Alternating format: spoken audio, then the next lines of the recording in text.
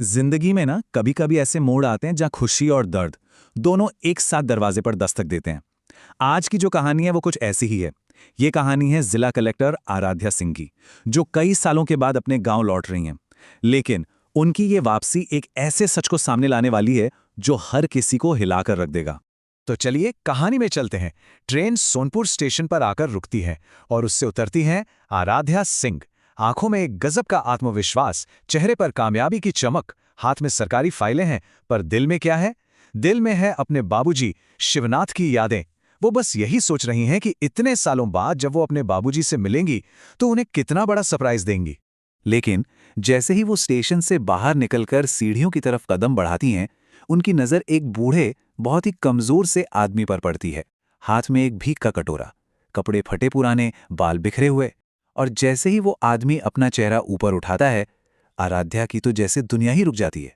वो चेहरा, वो जाना पहचाना चेहरा, वो उसके बाबूजी थे। और यहीं से वो सवाल खड़ा होता है जो कलीजा चीर देता है। एक बाप जिसने अपनी बेटी को कलेक्टर बनाने के लिए अपनी जिंदगी लगा दी, वो खुद स्टेशन पर भीख मांगने पर कैसे मजबूर हो गया।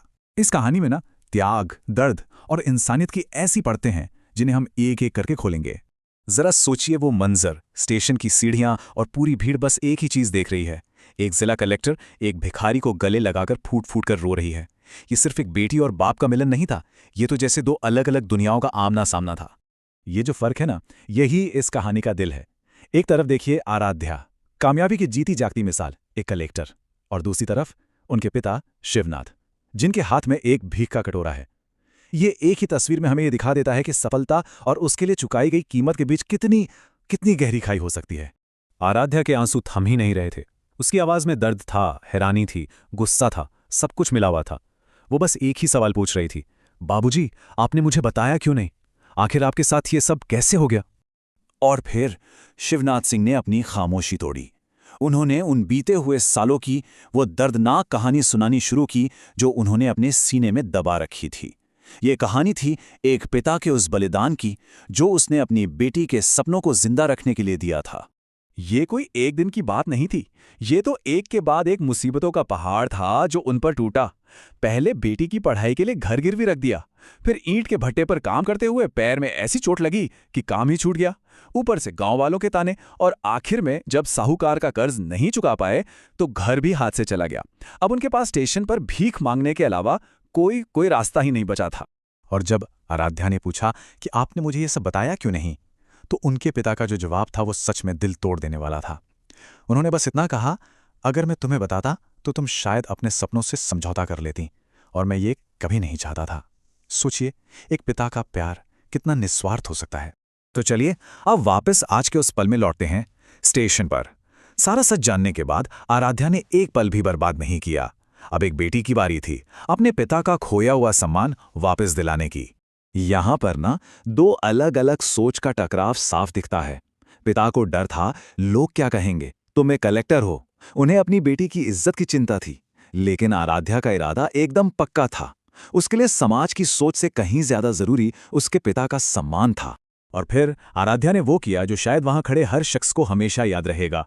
उसने अपने पिता के हाथ से वो भीख का कटोरा लिया, उसे दूर रखा और पूरी भीड़ के सामने उन्हें सहारा देकर अपनी सरकारी गाड़ी में बिठाया।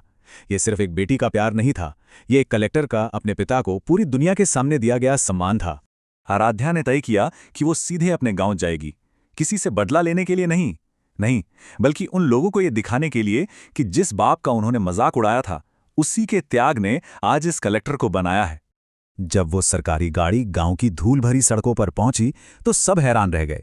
देखते देखते भीड़ जमा हो गई, लेकिन कोई भी उस बूढ़े कमजोर आदमी को पहचान नहीं पा रहा था जो कभी इसी गांव से बेइज्जत होकर निकला था। भीड़ को देखकर आराध्या गाड़ी से उतरी और उसने शांत लेकिन बहुत मजबूत आवाज में कहा, मैं इसी गांव की बेटी हूं और ये मेरे पिता हैं। इनकी ही कुर्बानी की वजह से आज मैं यहां खड़ी हूं। उसने एक ही पल में अपनी पहचान और अपने पिता का सम्मान दोनों वापस पा लिए। उसने सबको बता दिया कि उसकी इस कुर्सी के पीछे उसके पिता का पसीना और आंसू हैं। आराध्या के इन शब्दों का असर बहुत गहरा हुआ। जो लोग कभी ताने मारते थे, आज उनके सिर शर्म से झुक गए थे। उनका मजाक अब पछतावे में बदल चुका था। गांव वालों को अपनी गलती का एहसास हो रहा था, बुरी तरह हो रहा था। तो अब आते हैं कहानी के आखिरी हिस्से पर, जहां शिवनाथ को एक नई जिंदगी मिलती है। एक ऐसी जिंदगी जो सम्मान और प्यार से भरी हुई है। शिवनाथ की जिंदगी अब पूरी तरह से बदल चुकी थी। अब वो स्टेशन के ठंडे फर्श पर नहीं, बल्कि अपनी कलेक्टर बेटी के साथ एक आरामदायक घर में रहते थे। वो दिन, भूख और अपमान के दिन, अब खत्म हो चुके थे। उनकी जगह ले ली थी शांति और गर्व ने। और आराध्या ने यह भी पक्का किया कि उसके पिता का यह सम्मान हमेशा बना रहे। उसने अपनी शादी के लिए एक सीधी सी शर्त रखी कि जो भी उससे शादी करेगा, उसे उसके पिता को भी उतना ही सम्मान देना होगा जितना वो उसे देता है। इससे साफ पता चलता है कि उसके लिए उसके पिता का स्थान क्या था, सबसे ऊपर। और आखिर में शिवनाथ के ये शब्द ये सब कुछ कह देते हैं। उन्होंने अपनी बेटी से कहा, मैंने तुम्हें अफसर बनते देखा, आज तुम्हें खुश देख रहा हूं, बस अब मेरी जिंदगी पूरी हो गई। उनके त्याग को, उनकी तपस्या को उसका सबसे बड़ा इनाम मिल गया था। ये कहानी हमें एक बहुत जरूरी सवाल के साथ छोड़ जाती है।